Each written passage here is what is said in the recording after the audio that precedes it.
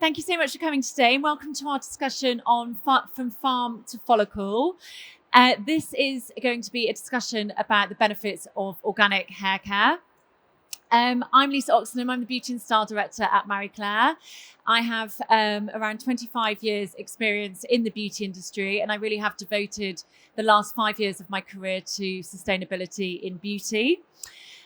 Today, I'm absolutely thrilled to have Tabitha James-Cram with me. Tabitha is a true pioneer in organic hairdressing. She started in 1999. Tabitha has created an award-winning Eco-Lux hair care product range, which prioritise both performance and sustainability. And together we're going to be talking about organic hair care and why it benefits us all and the environment. I will be asking if anybody has any questions at the end. So if you could keep them for then, that would be brilliant. So Tabitha, just first of all, around understanding organic hair care, what inspired your journey, first of all, into sustainable and organic hair care? Well, I started hairdressing when I was 16, straight from school. It was something I became passionate about very quickly. I started my own salon in 1993 with a loan from the Prince's Trust, actually. Oh, really? Yeah. And it was in 1999 when I was pregnant with my first child. And I had a conversation with a savvy midwife that was just by chance, where she talked to me about not colouring my hair while I was pregnant. And to be honest, this was like, I was really shocked because, I had my own salon at this point. I thought I knew everything about the industry. And there she was telling me that no, what you put on your scalp is going to go directly into your bloodstream, directly into your unborn child.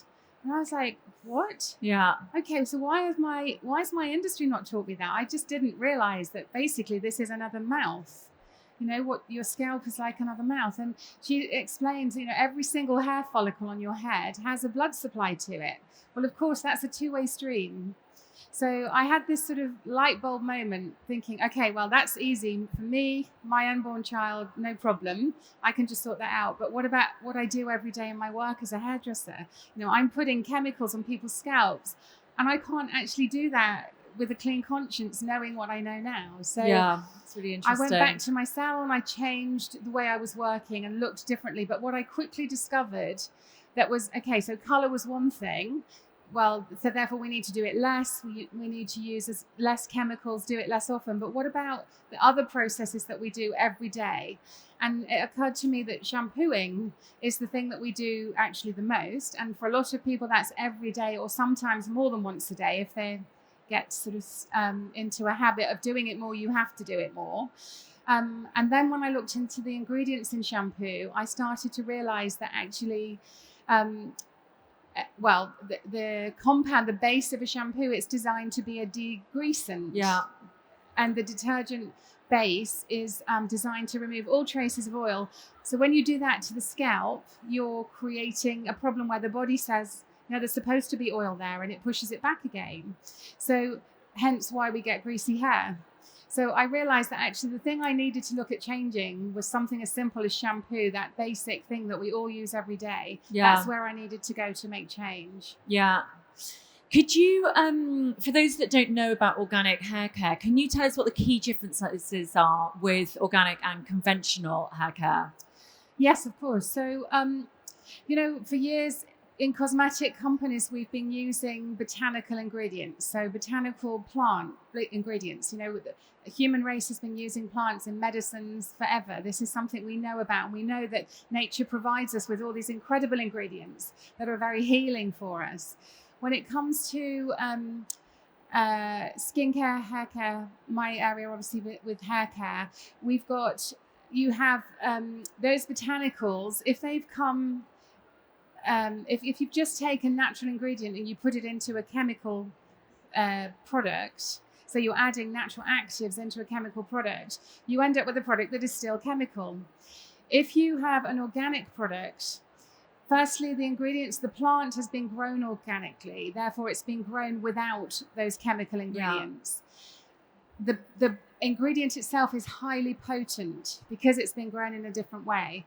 The way that the processes happen for organic mean that, just like if you're eating organic food, it's all about the flavor. You get this wonderful flavor. The tomatoes taste incredible. You can eat just vegetables sometimes because they taste so good. When it comes to cosmetic ingredients, organic means you get high potency and actives that really, really work. So that's really the key difference. And for me, I use I work with the Soil Association. Yes, yeah. Which is a governing body that audit my company once or twice a year to be sure that we trace every single ingredient in my products gets traced all the way back to the plant and the farm where it was grown, every single ingredient. And that gets checked a couple of times a year, potentially. Yeah, it's incredible. I love the Soil Association. What are any common myths that you can debunk about organic hair care? Well, there's the idea that it's really wildly expensive. Yeah. I'm a small brand. My price point is luxury. But because it's organic, what's inside that bottle really is luxury. Because for me, it's about what's inside the bottle that matters, the formulation. None of those ingredients are cheap ingredients. They're all beautiful, expensive, potent ingredients that are going to work and be very active. Yeah. So the whole point of the way that you're using something that's authentically pure and natural has a very different conversation with your body. It's a bit like, there's something called the law of similars, where your body will be stimulated by something that's sort of natural, that's reacting to. So if you've got oily skin on your face, for example, and you use an oil on your face, then your body says, oh, okay, there's enough oil here, therefore I can stop producing more. And it's the same with the scalp. So all of my products, when I design them with the intention of making them have a different conversation with the body. So the natural ingredients have this conversation that's all about calming and balancing and stabilizing anything that's out of sync. When it's calm and balanced, we don't get greasy hair. We don't have to wash our hair as often. Yeah. So therefore, you're using less product. So it might be that it's a bit more expensive. And I always say to people using my range that your first bottle will go quicker, your second bottle will last longer, and so on and so on. By the time you get to your fourth or fifth bottle, that bottle might last you 5 months. What does clean hair care really mean? I think clean's a really tricky word. I think a lot of people in the industry have hijacked it. It's an easy way.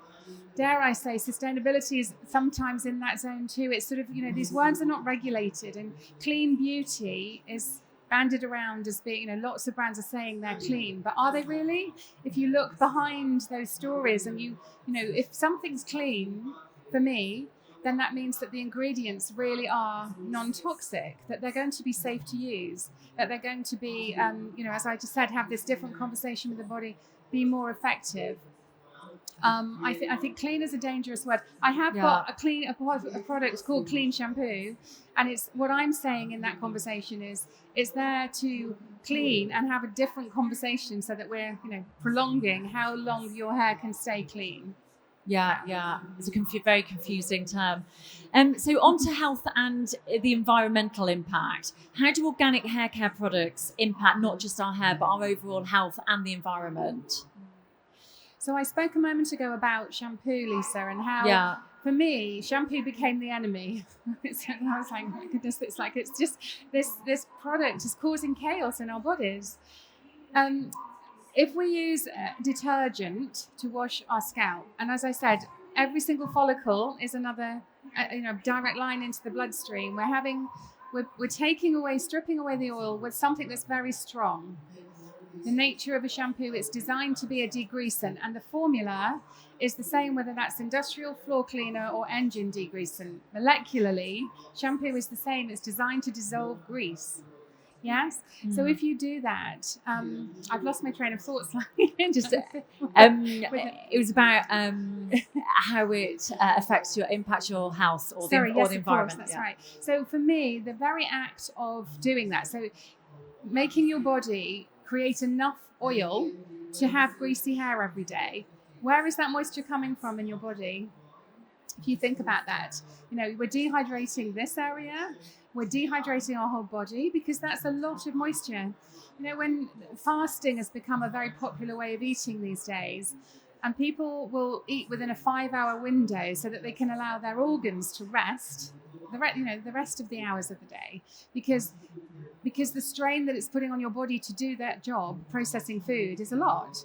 It's the same, we're putting our bodies under a lot of stress that it doesn't need to create enough oil to make the hair greasy every day. Yeah. And that for me is a real problem. That in itself is a hormone imbalancer, a hormone disruptor. Yeah. The other really sad thing, unfortunately, a lot of hair care products contain known hormone disruptors, and we're using them throughout our whole lives, from little children all the way through. So all those key points at the age of 7, puberty, menopause, menopause. This is not just for women, for all of us. We're impacting our body with something that's disrupting the natural equilibrium of how our body functions by using something that's overstimulating and isn't really meant to happen. Hair by nature is self-cleaning. So if we can rebalance the way we work with our own body, we can get it to stay clean for longer, so we can maybe wash our hair once or twice a week. Yeah. And what would you say are some of the common ingredients for us to look out for?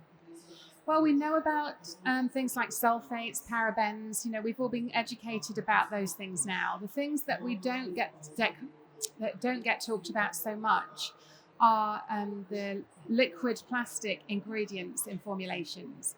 So, many products that give us slip and slide and shine and combability and, extension, all of this stuff is usually have plastic ingredients. It's literally a ground down plastic emulsion that's added to products to create those effects that we become addicted to. We want that, that slip. We want our shampoo to make the hair combable.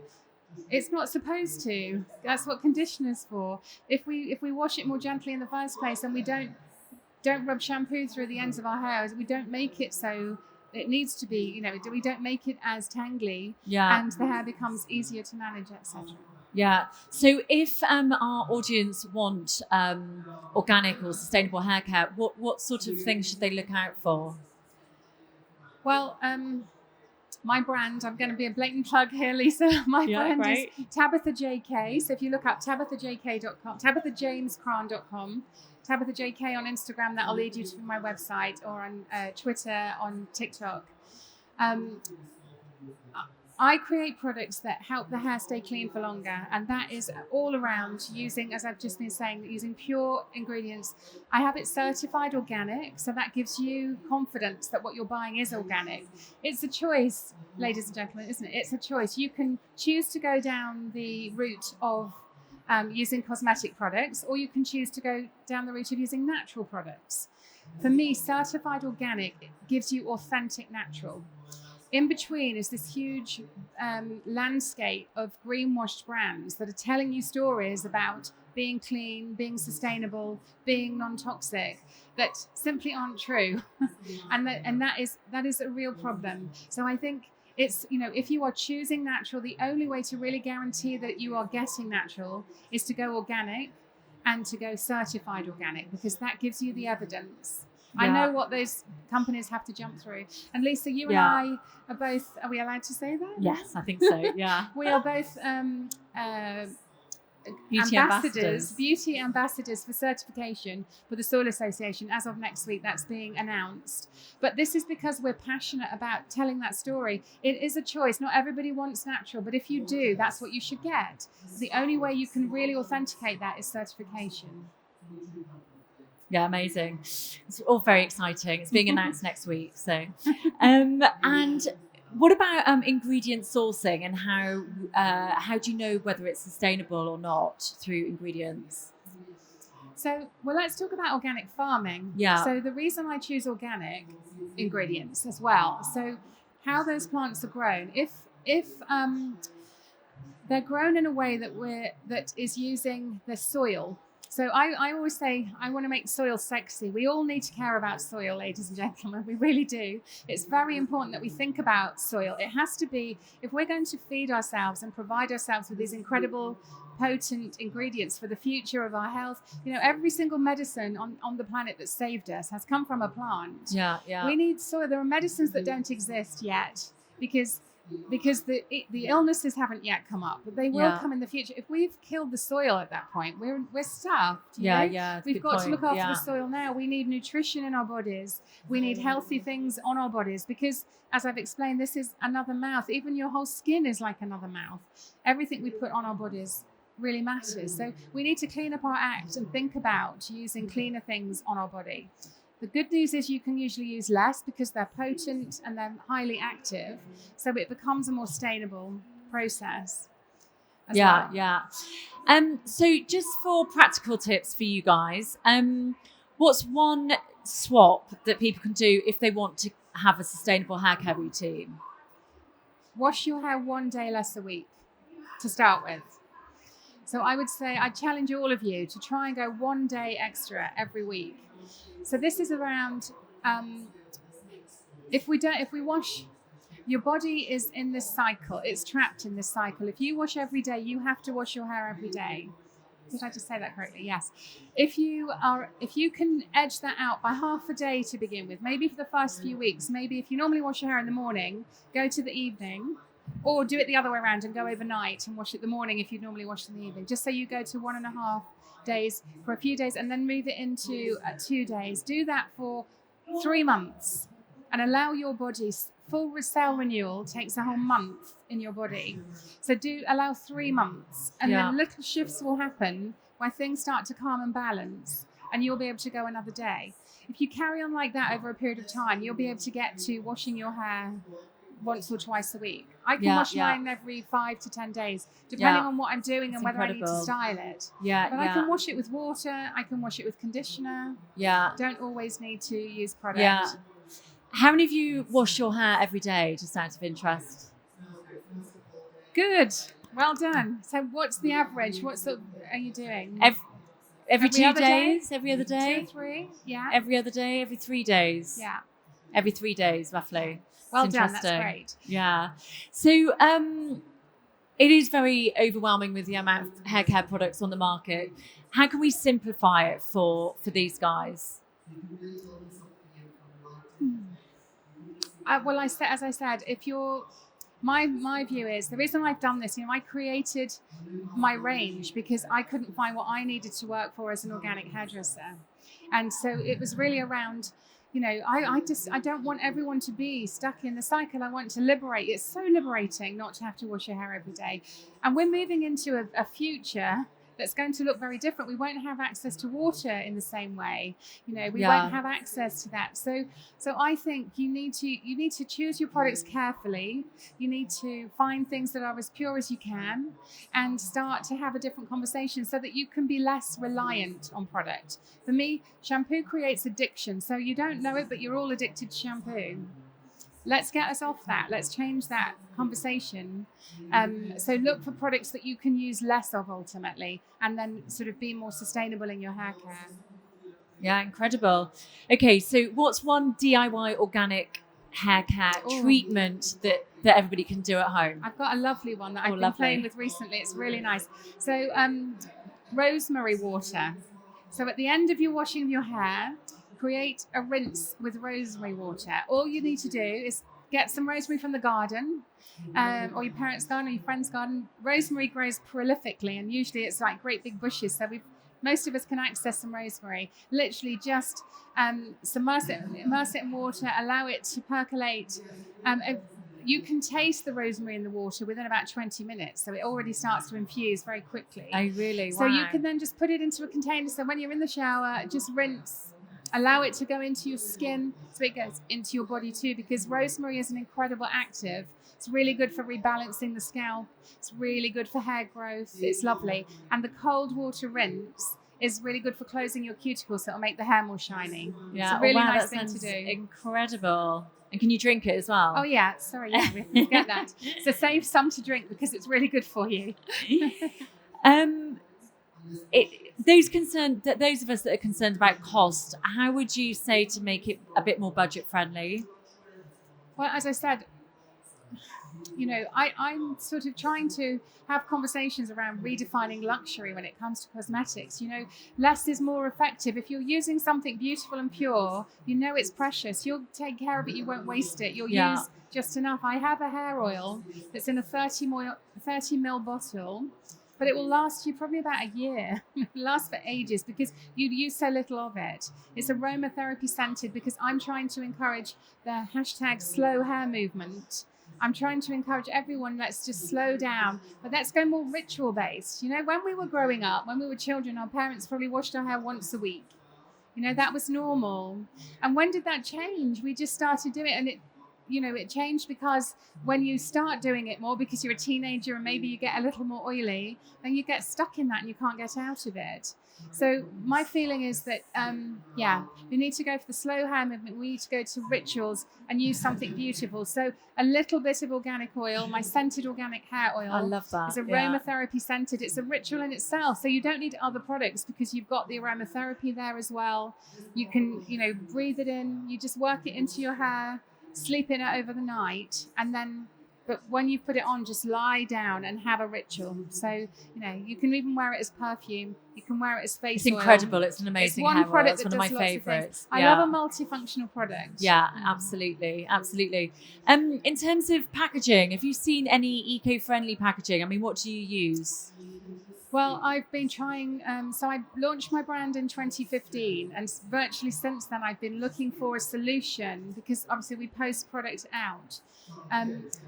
When it comes to packaging, for me, recycling is one thing. Yes, of course, things should be recyclable, but we've still got a lot of work to do in most countries in the West. Certainly here, we've got a lot of work to do with things being recycled properly. If we recycle them, there's still a lot of carbon being used to remake that bottle. So you've got another bottle. So a better solution for products is to refill. So what I've recently done is I found a company who basically will send out, I provide them with product, and we have a refill pouch that comes to your door. It comes through the letterbox, so you don't have to wait in for a delivery driver or look for your parcel for 3 days. It comes through the letterbox. It's basically a little silver pouch. If you go onto my website and click refill, you'll see it. It's a little silver pouch, and it's completely compostable. So you have to decant this pouch. It's got you cut the corner, refill your bottle. Within 5 days, you've got to do that process. But that silver pouch goes into your home composter and it will break down in 32 weeks. Gone. Wow, that's amazing. Incredible. So it's a new innovation. There wasn't a solution for wet products. I had a dry product version for my dry shampoo. Right. But this is for wet products. And it's absolutely amazing. It's a game changer. So every single product on my website, for example, is now completely refillable. That is absolutely incredible. Yeah. So do you think other beauty brands will take that 100%, concept? we have to. Yeah. We've got to cut down on carbon use. So it's the weight of things in the post, all of that stuff. As I said, having to remake. I've got aluminium bottles. I've got one plastic bottle, but it's 100% post-consumer because it's designed to be refilled 100 times, 1,000 times. So I just keep refilling it. Yeah. One bottle for life, that's all you need. Yeah, that is absolutely incredible. And how do you see everybody, like consumers' behaviour changing regarding sustainability and beauty? Well, I think that, the future is changing whether we like it or not. That bit we know. So therefore, we have to change our practices. I love beauty. I love products. I always have. That's why I'm in this industry. We can still have fun with it in a smart way that's future-proof. So I think it isn't a trend anymore. Sustainability can't be a trend, Lisa. No. Can it? No. It has to be a way of life. We've all got to shift that way because we are going to have to use less water. Water will become our most precious commodity. Therefore, we can't be putting plastic ingredients down into our water system that then doesn't get filtered out and comes back in our drinking water. Why are we doing that? And it's happening on scale. So these are the things that have to change. So I love your salon. I go to Tabitha's salon, and my mum does as well. It's absolutely incredible. And can you just tell us how organic salons differ from conventional ones? We've just got 5 minutes left now. Yeah. So, my salon is all about lengthening your cycle in between. So I don't want colour to have to be done every 4 weeks, every 3 weeks. When we have darker hair and we start to get greys, and maybe in your 30s, you start to get a few greys showing up. A lot of people will be like, oh gosh, we've got to get rid of those. So go to the salon, get it coloured out. You're then stuck in a cycle. You're starting a lifelong journey of always having to colour that out. maybe by the time you get to your 40s, that, those greys are becoming more. And often, though, it's just around the face or just in certain areas, but we're still doing these block colours all over the head. So you end up with a badger stripe showing, and that looks awful. It feels uncomfortable, and it's showing like within weeks. So I know women that are, wanting to have it done every 10 days. And what we do as an organic salon is help people get off that. Yeah. Help them find a new way of approaching their colour. Help them not to start that in the first place. There are many other ways that we can approach colour, and you don't have to be grey, So I think that's one of the things. And in our organic salon, we help people to learn how to take care of their hair more sustainably. Yeah, that's absolutely. And we give them a really nice time in the process. It's all about, a treat, right? So we want it to be a really beautiful experience. Yeah, it is so, so lovely. Do you have any sort of testimonials or case studies that you want to talk about? Yeah, so, that's a case in point, really, as I was just describing. Yeah. Let's talk about a very famous person that we all know, the beautiful Princess Catherine. So somebody like her, for example, who maybe would have been that classic person that it's a hereditary thing that greys start coming in quite young. So possibly even in her 20s, she might have been getting greys starting to show up.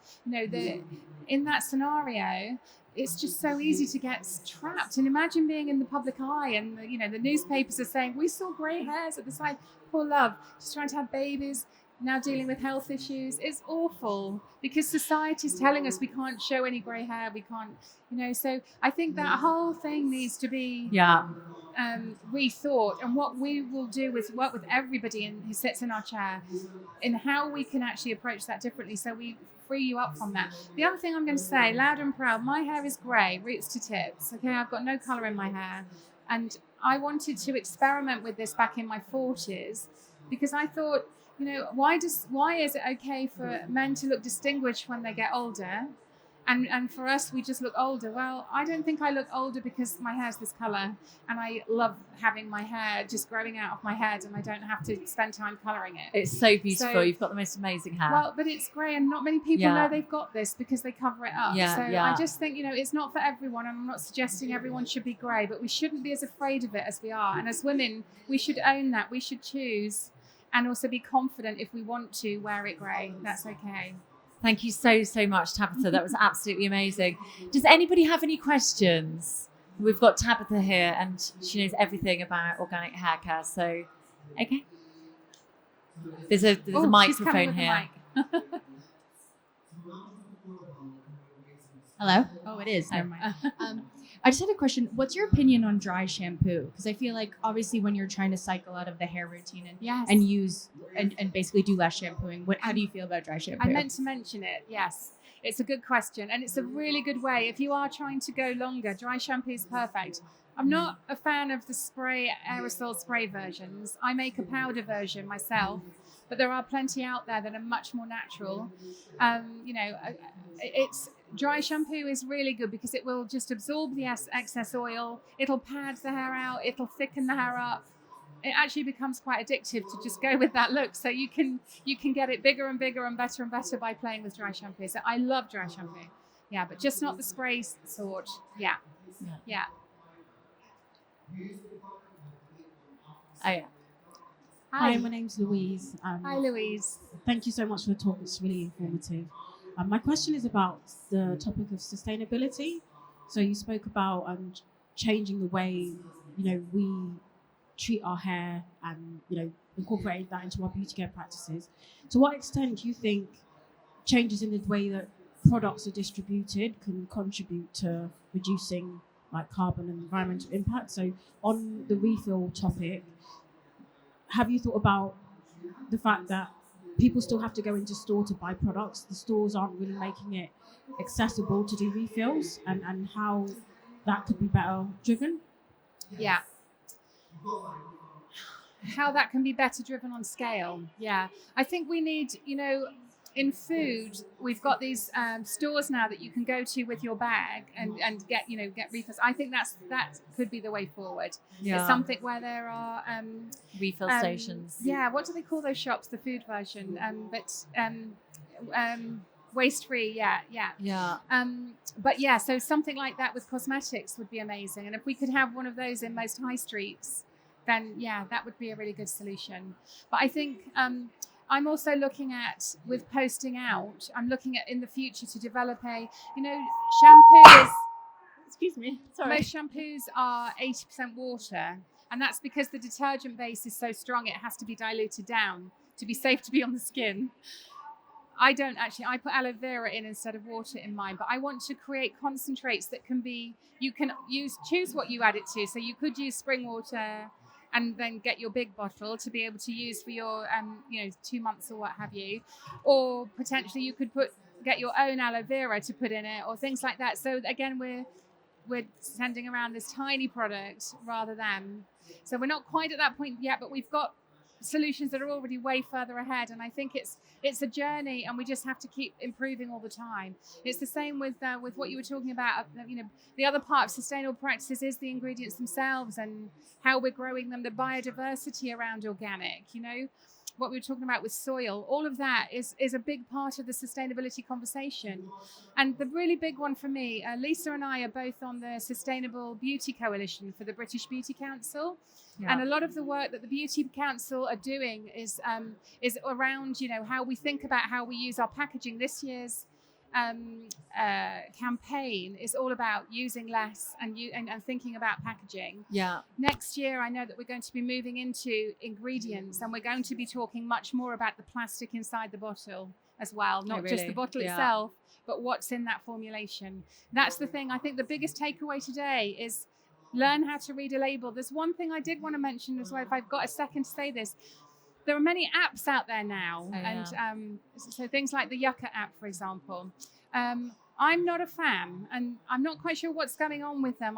We're doing investigation through the Soil Association at the moment to find out. A lot of these apps are identifying good brands that are doing the right thing as toxic and bad brands. So mine, for example, doesn't come up very highly at all because it has certified organic essential oils in it, which are being claimed as are toxic.